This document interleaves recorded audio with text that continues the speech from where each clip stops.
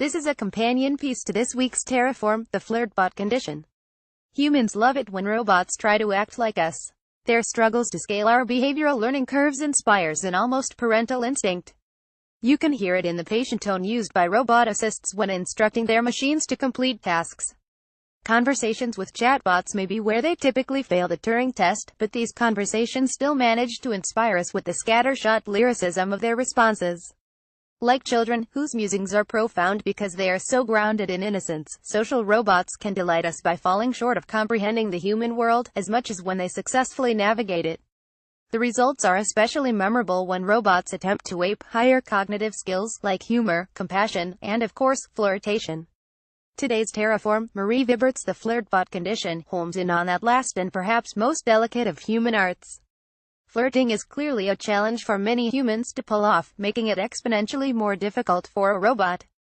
Tom, a humanoid flirtbot owned by Thos Irish Airport Pub, has the additional problem of having some wires crossed. When the story's narrator takes a seat beside him at the bar, looking for some free, poetic entertainment, she's informed by the bartender, Sophia, that Tom's a bit scrambled. The bar owner got him cheap, to help with the atmosphere, but he was meant to interact to learn to flirt, Sophia says. Airport customers ignore him, so he has to pick up conversations secondhand. Imagine being programmed to spin sweet nothings out of the conversational runoff of an airport bar, and you can empathize with this frenetic flirtbot.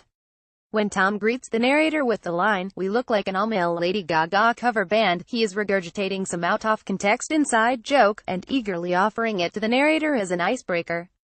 Read more. Sexting with a robot is now possible in a way, the line lands, because Tom's glitchy seduction attempts evoke sympathy and fascination from his human companions. Sophia calls his recollections of bygone bar talk poetic, in a broken way. The flirtbot, awash in airport ephemera, has learned to see humanity through the lens of transient chit-chat between travelers from all over the world, most of whom will never see each other again.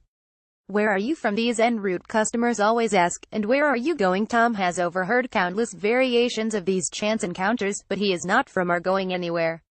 He also hasn't been directly engaged by people enough to piece together a possible human-like perspective out of them. Like anyone who tends to be pointedly ignored at bars, his social skills are rusty and his solitude has only made him more anxious to please.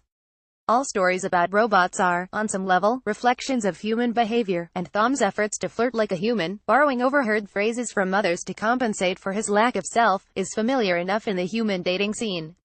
But by the end of the Flirtbot's Condition, a friendly chat with some barflies seems to temporarily ground Tom in an otherwise flighty world.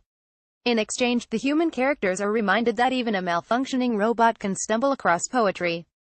Get 6 of our favorite motherboard stories every day by signing up for our newsletter.